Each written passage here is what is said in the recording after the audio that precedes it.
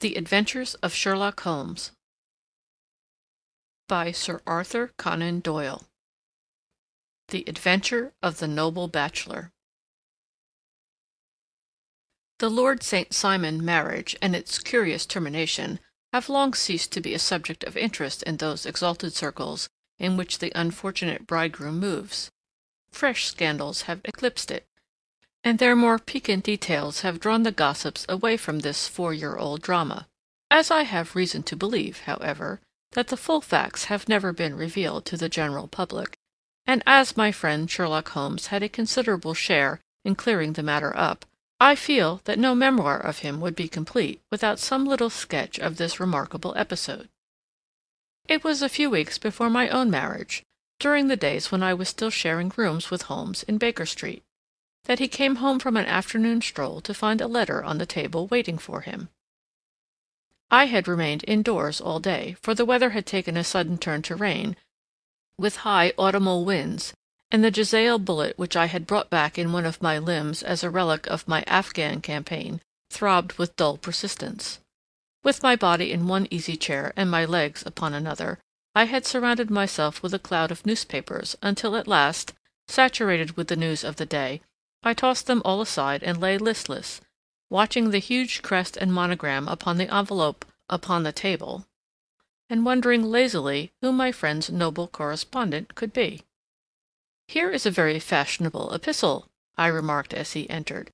"Your morning letters, if I remember right, were from a fishmonger and a tide-waiter." "Yes, my correspondence has certainly the charm of variety," he answered, smiling, "and the humbler are usually more interesting. This looks like one of those unwelcome social summonses which call upon a man either to be bored or to lie." He broke the seal and glanced over the contents. "Oh, come, it may prove to be something of interest, after all. Not social, then? No, distinctly professional. And from a noble client, one of the highest in England. My dear fellow, I congratulate you. I assure you, Watson, without affectation, that the status of my client is a matter of less moment to me than the interest of his case. It is just possible, however, that also may not be wanting in this new investigation. You have been reading the papers diligently of late, have you not?" "It looks like it," said I ruefully, pointing to a huge bundle in the corner. "I have had nothing else to do." "It is fortunate, for you will perhaps be able to post me up. I read nothing except the criminal news and the agony column. The latter is always instructive. But if you have followed recent events so closely, you must have read about Lord St. Simon and his wedding?" "Oh, yes, with the deepest interest." "That is well. The letter which I hold in my hand is from Lord St. Simon. I will read it to you, and in return you must turn over these papers and let me have whatever bears upon the matter. This is what he says: "My dear Mr. Sherlock Holmes, Lord Backwater tells me that I may place implicit reliance upon your judgment and discretion.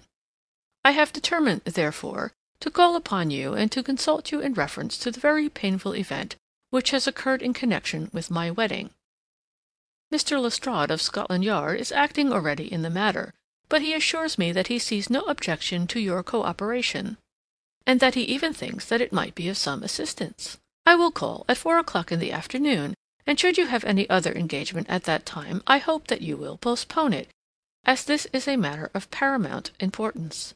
Yours faithfully, St. Simon." It is dated from Grosvenor Mansions, written with a quill pen, and the noble lord has had the misfortune to get a smear of ink upon the outer side of his right little finger, remarked Holmes as he folded up the epistle. "He says 4 o'clock. It is 3 now. He will be here in an hour. Then I have just time, with your assistance, to get clear upon the subject. Turn over those papers and arrange the extracts in their order of time, while I take a glance as to who our client is." He picked a red-covered volume from a line of books of reference beside the mantelpiece. "Here he is," said he, sitting down and flattening it out upon his knee. "Lord Robert Walsingham de Vere St. Simon, second son of the Duke of Balmoral. Hum. Arms, azure. 3 caltrops in chief over a fess sable. Born in 1846. He's 41 years of age, which is mature for marriage. was Under-Secretary for the Colonies in a late administration. The Duke, his father, was at one time Secretary for Foreign Affairs. They inherit Plantagenet blood by direct descent, and Tudor on the distaff side. Ha! Well, there is nothing very instructive in all this. I think that I must turn to you, Watson, for something more solid. I have very little difficulty in finding what I want, said I, for the facts are quite recent, and the matter struck me as remarkable. I feared to refer them to you, however, as I knew that you had an inquiry on hand, and that you disliked the intrusion of other matters. Oh, you mean the little problem of the Grosvenor Square furniture van. That is quite cleared up now, though, indeed, it was obvious from the first. Pray, give me the results of your newspaper selections. Here is the first notice which I can find. It is in the personal column of the Morning Post, and dates, as you see, some weeks back. A marriage has been arranged, it says, and will, if rumour is correct, very shortly take place, between Lord Robert St. Simon, second son of the Duke of Balmoral, and Miss Hatty Doran, the only daughter of Aloysius Doran, Esquire, of San Francisco, California, USA. That is all. Terse and to the point, remarked Holmes, stretching his long, thin legs towards the fire. There was a paragraph amplifying this in one of the society papers of the same week. Ah, here it is. There will soon be a call for protection in the marriage market, for the present free trade principle appears to tell heavily against our home product. One by one, the management of the noble houses of Great Britain is passing into the hands of our fair cousins from across the Atlantic. An important addition has been made during the last week to the list of the prizes which have been borne away by these charming invaders. Lord St. Simon, who has shown himself for over 20 years proof against the little god's arrows, has now definitely announced his approaching marriage with Miss Hatty Doran, the fascinating daughter of a California millionaire. Miss Doran, whose graceful figure and striking face attracted much attention at the Westbury House festivities, is an only child, and it is currently reported that her dowry will run to considerably over the 6 figures, with expectancies for the future. As it is an open secret that the Duke of Balmoral has been compelled to sell his pictures within the last few years, and as Lord St. Simon has no property of his own, save the small estate of Birchmoor, it is obvious that the Californian heiress is not the only gainer by an alliance which will enable her to make the easy and common transition from a Republican lady to a British peeress. Anything else? asked Holmes, yawning. Oh, yes, plenty. Then there is another note in the Morning Post to say that the marriage would be an absolutely quiet one, that it would be at St. George's, Hanover Square, that only a half a dozen intimate friends would be invited, and that the party would return to the furnished house at Lancaster Gate, which has been taken by Mr. Aloysius Doran. 2 days later, that is, on Wednesday last, there is a curt announcement that the wedding had taken place, and that the honeymoon would be passed at Lord Backwater's place near Petersfield. Those are all the notices which appeared before the disappearance of the bride. Before the what? asked Holmes with a start. The vanishing of the lady. When did she vanish, then? At the wedding breakfast. Indeed. This is more interesting than it promised to be. Quite dramatic, in fact. Yes, it struck me as being a little out of the common. They often vanish before the ceremony, and occasionally during the honeymoon, but I cannot call to mind anything quite so prompt as this. Pray, let me have the details. I warn you that they are very incomplete. Perhaps we may make them less so. Such as they are set forth in a single article of a morning paper of yesterday, which I will read to you. It is headed, Singular Occurrence at a Fashionable Wedding. The family of Lord Robert St. Simon has been thrown into the greatest consternation by the strange and painful episodes which have taken place in connection with his wedding. The ceremony, as shortly announced in the papers of yesterday, occurred on the previous morning. But it is only now that it has been possible to confirm the strange rumors which have been so persistently floating about. In spite of the attempts of the friends to hush the matter up, so much public attention has now been drawn to it that no good purpose can be served by affecting to disregard what is a common subject for conversation. The ceremony, which was performed at St. George's, Hanover Square, was a very quiet one, no one being present save the father of the bride, Mr. Aloysius Doran, the Duchess of Balmoral, Lord Backwater, Lord Eustace and Lady Clara St. Simon, the younger brother and sister of the bridegroom, and Lady Alicia Whittington. The whole party proceeded afterwards to the house of Mr. Aloysius Doran at Lancaster Gate, where breakfast had been prepared. It appears that some little trouble was caused by a woman, whose name has not been ascertained, who endeavoured to force her way into the house after the bridal party, alleging that she had some claim upon Lord St. Simon. It was only after a painful and prolonged scene that she was ejected by the butler and the footman. The bride, who had fortunately entered the house before this unpleasant interruption, had sat down to breakfast with the rest, when she complained of a sudden indisposition and retired to her room. Her prolonged absence having caused some comment, her father followed her, but learned from her maid that she had only come up to her chamber for an instant, caught up an ulster and bonnet, and hurried down to the passage. One of the footmen declared that he had seen a lady leave the house thus apparelled, but had refused to credit that it was his mistress, believing her to be with the company. On ascertaining that his daughter had disappeared, Mr. Aloysius Doran, in conjunction with the bridegroom, instantly put themselves in communication with the police, and very energetic inquiries are being made, which will probably result in a speedy clearing up of this very singular business. Up to a late hour last night, however, nothing had transpired as to the whereabouts of the missing lady. There are rumors of foul play in the matter, and it is said that the police have caused the arrest of the woman who had caused the original disturbance, in the belief that, from jealousy or some other motive, she may have been concerned in the strange disappearance of the bride. And is that all? Only one little item in another of the morning papers, but it is a suggestive one, and it is that Miss Flora Millar, the lady who had caused the disturbance, has actually been arrested. It appears that she was formerly a danseuse at the Allegro, and that she has known the bridegroom for some years. There are no further particulars, and the whole case is in your hands now, so far as it has been set forth in the public press. And an exceedingly interesting case it appears to be. I would not have missed it for worlds. But there is a ring at the bell, Watson, and as the clock makes it a few minutes after 4, I have no doubt that this will prove to be our noble client. Do not dream of going, Watson, for I very much prefer having a witness, if only as a check to my own memory. Lord Robert St. Simon, announced our page boy, throwing open the door. A gentleman entered with a pleasant, cultured face, high-nosed and pale, with something perhaps of petulance about the mouth, and with the steady, well-opened eye of a man whose pleasant lot it had ever been to command and to be obeyed. His manner was brisk, and yet his general appearance gave an undue impression of age, for he had a slight forward stoop and a little bend of the knees as he walked. His hair, too, as he swept off his very curly-brimmed hat, was grizzled round the edges and thin upon the top. As to his dress, it was careful to the verge of foppishness, with high collar, black frock-coat, white waistcoat, yellow gloves, patent leather shoes, and light-colored gaiters.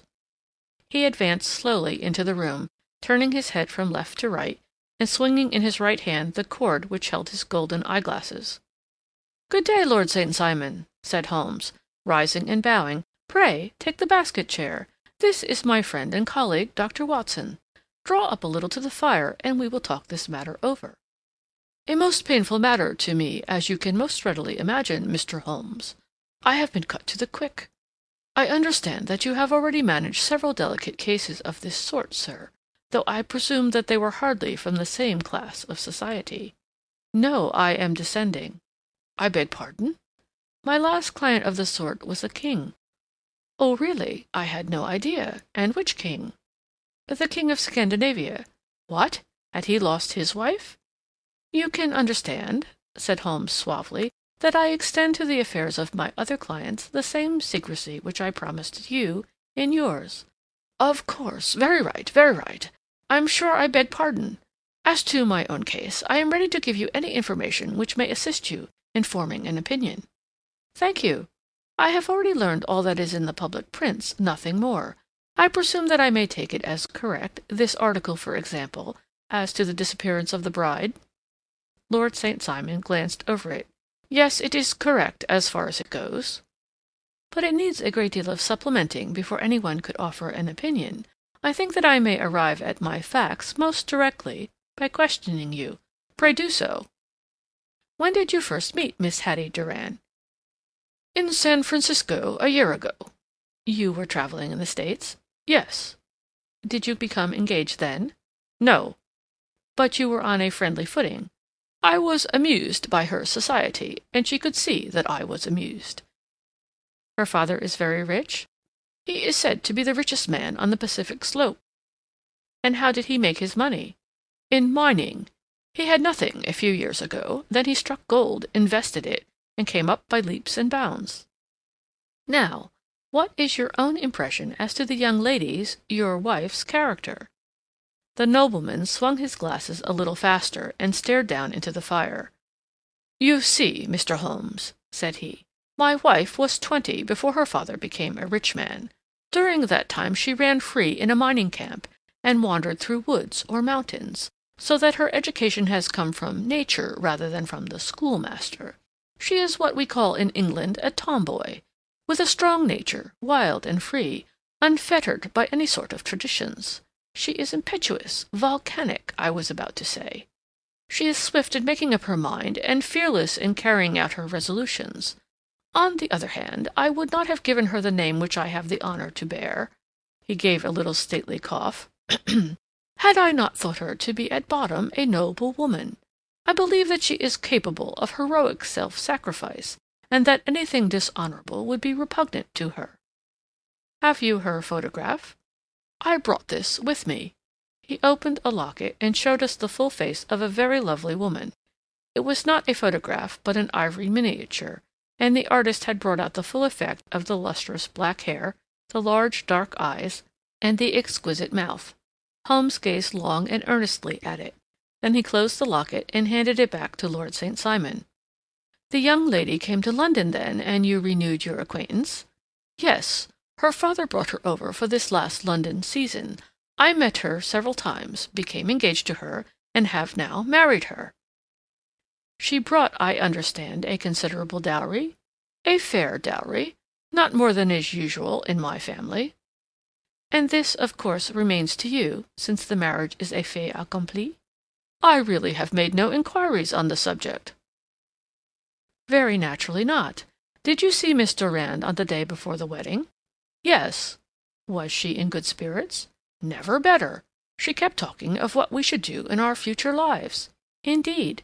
That is very interesting. And on the morning of the wedding?" "She was as bright as possible, at least until after the ceremony." "And did you observe any change in her then?"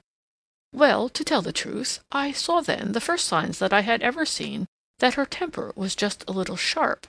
The incident, however, was too trivial to relate, and can have no possible bearing upon the case." "Pray, let us have it, for all that." "Oh, it is childish. She dropped her bouquet as we went towards the vestry. She was passing the front pew at the time, and it fell over into the pew. There was a moment's delay, but the gentleman in the pew handed it up to her again, and it did not appear to be the worse for the fall. Yet when I spoke to her of the matter, she answered me abruptly, and in the carriage, on our way home, she seemed absurdly agitated over this trifling cause." "Indeed? You say that there was a gentleman in the pew. Some of the general public were present, then?" "Oh, yes. It is impossible to exclude them when the church is open." "This gentleman was not one of your wife's friends?" "No, no. I call him a gentleman by courtesy, but he was quite a common-looking person. I hardly noticed his appearance. But really, I think that we are wandering rather far from the point." Lady St. Simon, then, returned from the wedding in a less cheerful frame of mind than she had gone to it. What did she do on re-entering her father's house? "I saw her in conversation with her maid." "And who is her maid?" "Alice is her name. She is an American, and came from California with her." "A confidential servant?" "A little too much so.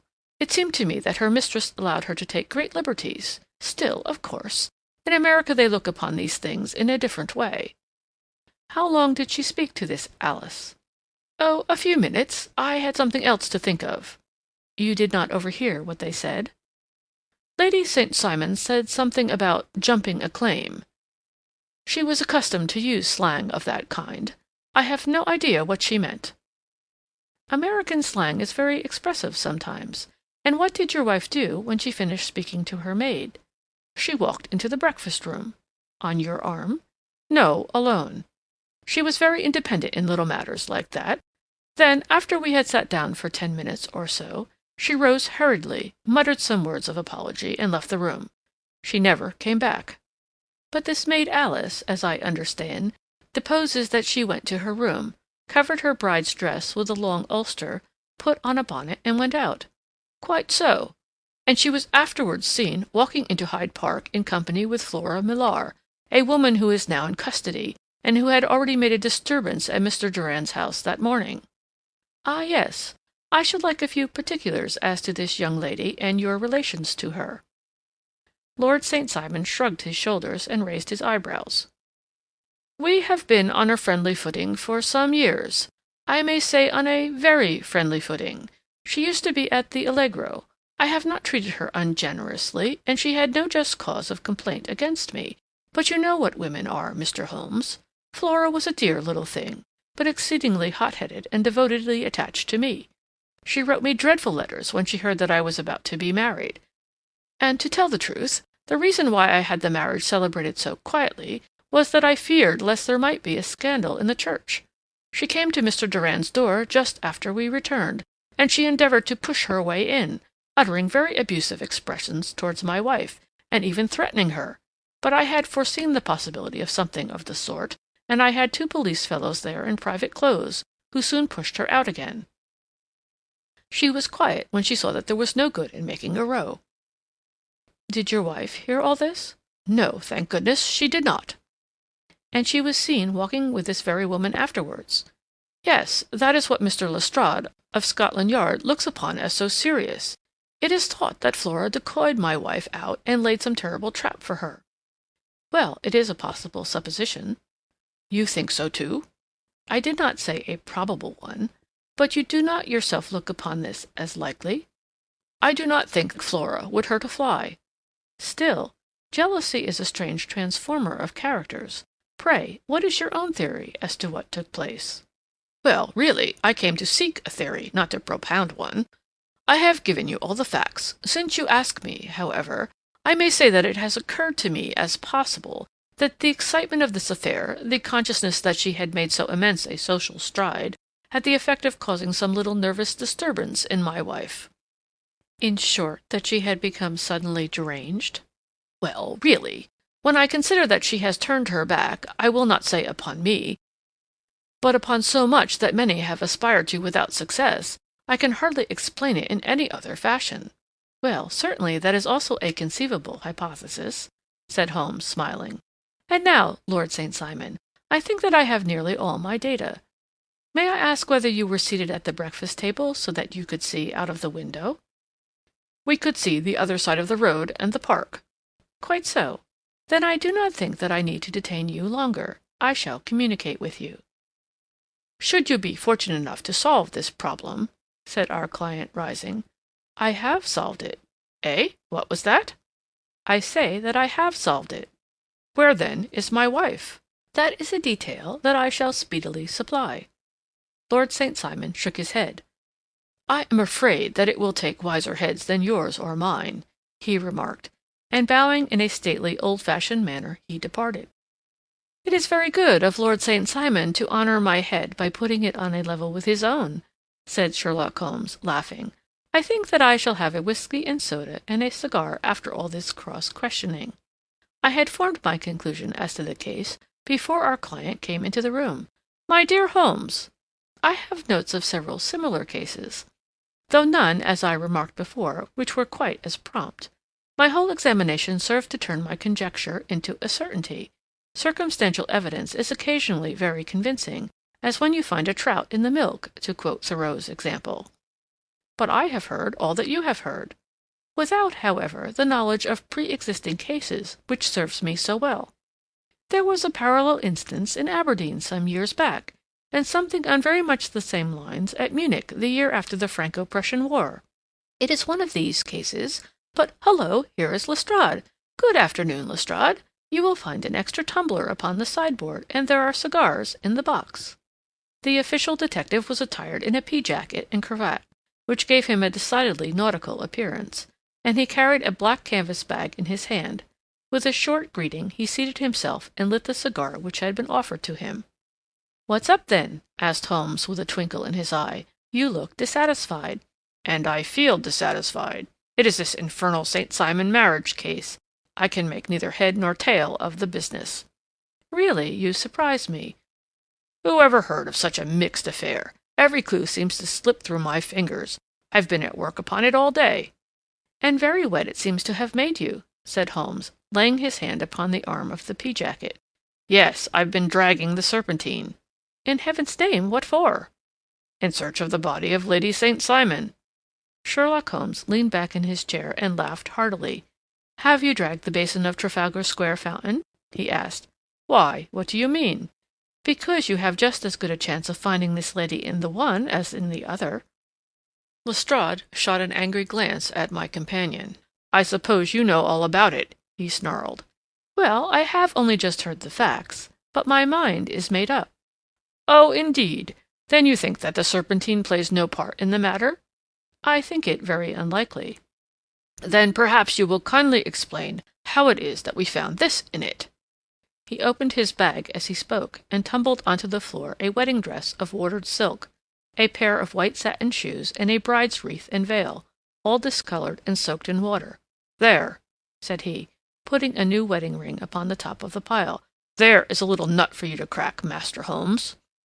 "Oh, indeed," said my friend, blowing blue rings into the air. "You dragged them from the Serpentine?" "No, they were found floating near the margin by a park keeper. They have been identified as her clothes, and it seemed to me that if the clothes were there, the body would not be far off." "By the same brilliant reasoning, every man's body is to be found in the neighborhood of his wardrobe. And pray, what did you hope to arrive at through this?" "At some evidence implicating Flora Millar in the disappearance." "I am afraid that you will find it difficult." "Are you indeed, now?" cried Lestrade with some bitterness. "I am afraid, Holmes, that you are not very practical with your deductions and your inferences. You have made 2 blunders in as many minutes. This dress does implicate Miss Flora Millar." "And how?" "In the dress is a pocket. In the pocket is a card case. In the card case is a note. And here is the very note." He slapped it down upon the table in front of him. "Listen to this. 'You will see me when all is ready. Come at once. F.H.M.'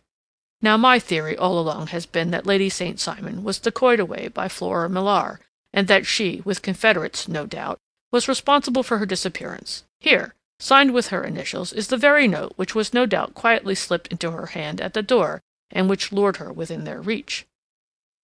"Very good, Lestrade," said Holmes, laughing. "You really are very fine indeed. Let me see it." He took up the paper in a listless way, but his attention instantly became riveted, and he gave a little cry of satisfaction. "This is indeed important," said he. "Ha! You find it so?" "Extremely so. I congratulate you warmly." Lestrade rose in his triumph and bent his head to look. "Why," he shrieked, "you're looking at the wrong side." "On the contrary, this is the right side." "The right side? You're mad. Here is the note written in pencil, over here." "And over here is what appears to be the fragment of a hotel bill, which interests me deeply." "There's nothing in it. I looked at it before," said Lestrade. "October 4th. Rooms, 8 shillings. Breakfast, 2 shillings, 6 pence. Cocktail, 1 shilling. Lunch, 2 shillings, 6 pence. Glass sherry, 8 pence. I see nothing in that." "Very likely not. It is most important all the same. As to the note, it is important also, or at least the initials are, so I congratulate you again." "I've wasted time enough," said Lestrade, rising. "I believe in hard work, and not in sitting by the fire spinning fine theories. Good day, Mr. Holmes, and we shall see which gets to the bottom of the matter first." He gathered up the garments, thrust them into the bag, and made for the door. "Just one hint to you, Lestrade," drawled Holmes before his rival vanished. "I will tell you the true solution of the matter. Lady St. Simon is a myth. There is not, and there never has been, any such person." Lestrade looked sadly at my companion. Then he turned to me, tapped his forehead 3 times, shook his head solemnly, and hurried away. He had hardly shut the door behind him when Holmes rose to put on his overcoat. "There is something in what the fellow says about outdoor work," he remarked, "so I think, Watson, that I must leave you to your papers for a little." It was after 5 o'clock when Sherlock Holmes left me, but I had no time to be lonely, for within an hour there arrived a confectioner's man with a very large flat box. This he unpacked with the help of a youth, whom he had brought with him, and presently, to my very great astonishment, a quite epicurean little cold supper began to be laid out upon our humble lodging-house mahogany. There were a couple of brace of cold woodcock, a pheasant, a pâté de foie gras pie, with a group of ancient and cobwebby bottles. Having laid out all these luxuries, my two visitors vanished away, like the genii of the Arabian Nights, with no explanation save that the things had been paid for and were ordered to this address. Just before 9 o'clock, Sherlock Holmes stepped briskly into the room. His features were gravely set, but there was a light in his eye which made me think that he had not been disappointed in his conclusions. "They have laid the supper, then," he said, rubbing his hands. "You seem to expect company. They have laid for 5. "Yes, I fancy we may have some company dropping in," said he. "I am surprised that Lord St. Simon has not already arrived. Ha! I fancy that I hear his step now upon the stairs."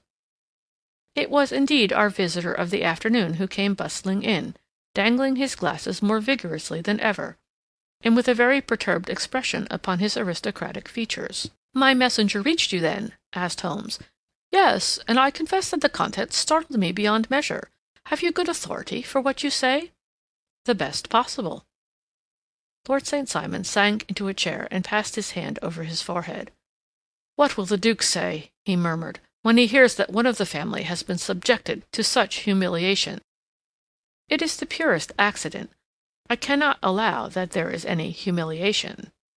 "Ah, you look on these things from another standpoint." "I fail to see that any one is to blame. I can hardly see how the lady could have acted otherwise, though her abrupt method of doing it was undoubtedly to be regretted. Having no mother, she had no one to advise her at such a crisis." "It was a slight, sir, a public slight," said Lord St. Simon, tapping his fingers upon the table. "You must make allowance for this poor girl, placed in so unprecedented a position."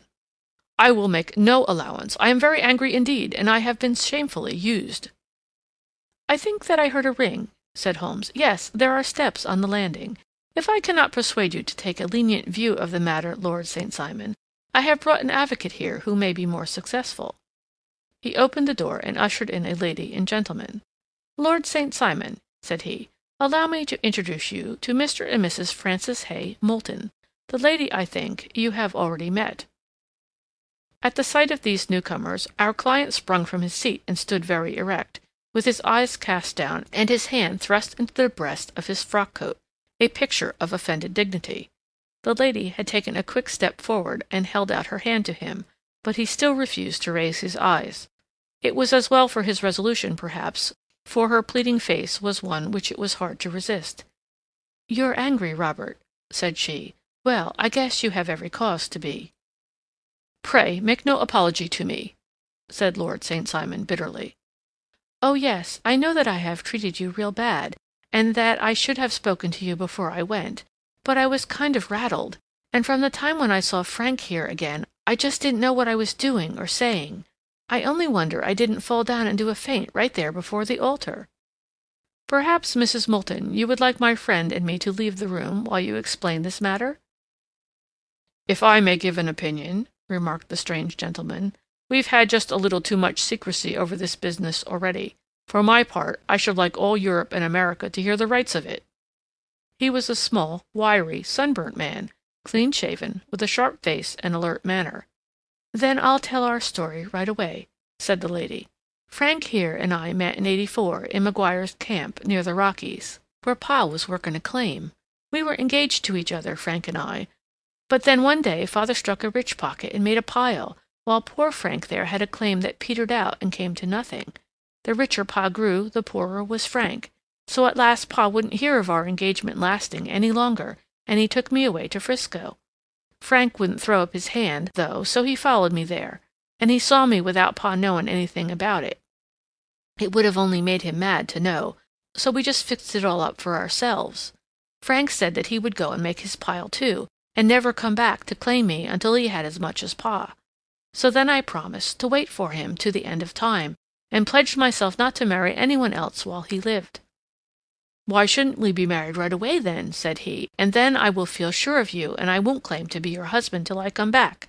Well, we talked it over, and he had fixed it all up so nicely, with a clergyman all ready and waiting, that we just did it right there, and then Frank went off to seek his fortune, and I went back to Pa.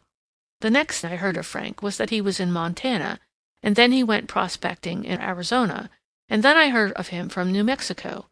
After that came a long newspaper story about how a miners' camp had been attacked by Apache Indians, and there was my Frank's name among the killed. I fainted dead away, and I was very sick for months after. Pa thought I had a decline, and took me to half the doctors in Frisco. Not a word of news came for a year and more, so that I never doubted that Frank was really dead. Then Lord St. Simon came to Frisco, and we came to London, and a marriage was arranged, and Pa was very pleased. But I felt all the time that no man on this earth would ever take the place in my heart that had been given to my poor Frank. Still, if I had married Lord St. Simon, of course I'd have done my duty by him. We can't command our love, but we can our actions. I went to the altar with him with the intention to make him just as good a wife as it was in me to be. But you may imagine what I felt when, just as I came to the altar rails, I glanced back and saw Frank standing and looking at me out of the first pew. I thought it was his ghost at first, but when I looked again there he was still, with a kind of question in his eyes, as if to ask me whether I were glad or sorry to see him. I wonder I didn't drop. I know that everything was turning round, and the words of the clergyman were just like the buzz of a bee in my ear. I didn't know what to do. Should I stop the service and make a scene in the church?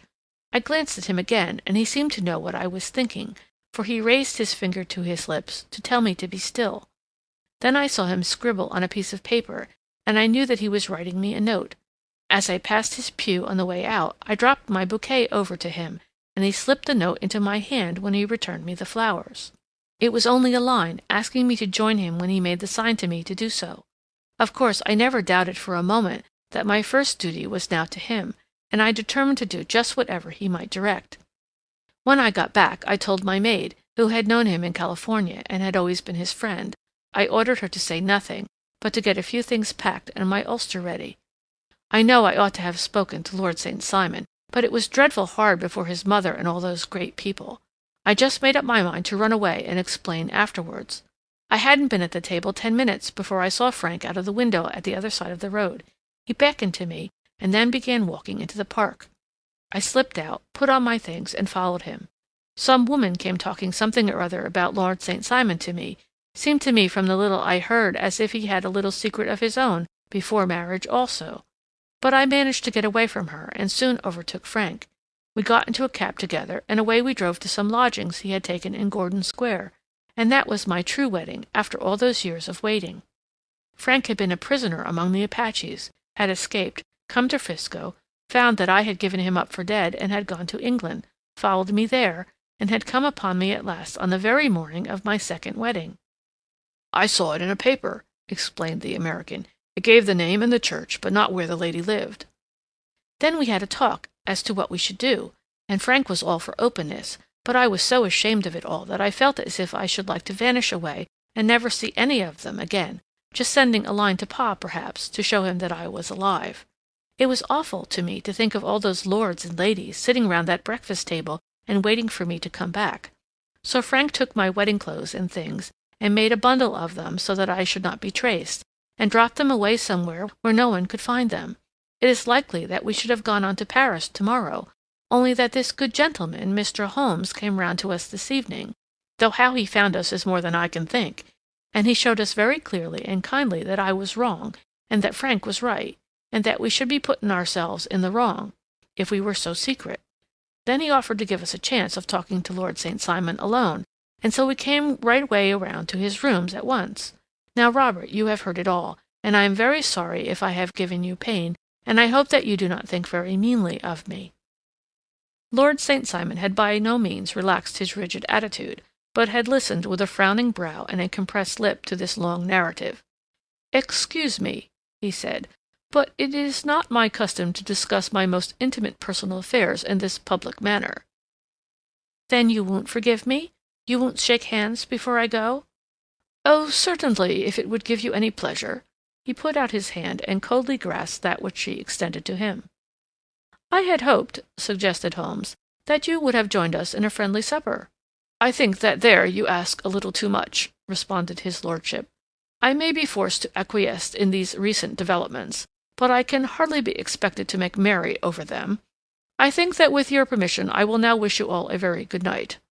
He included us all in a sweeping bow and stalked out of the room. "Then I trust that you at least will honor me with your company," said Sherlock Holmes.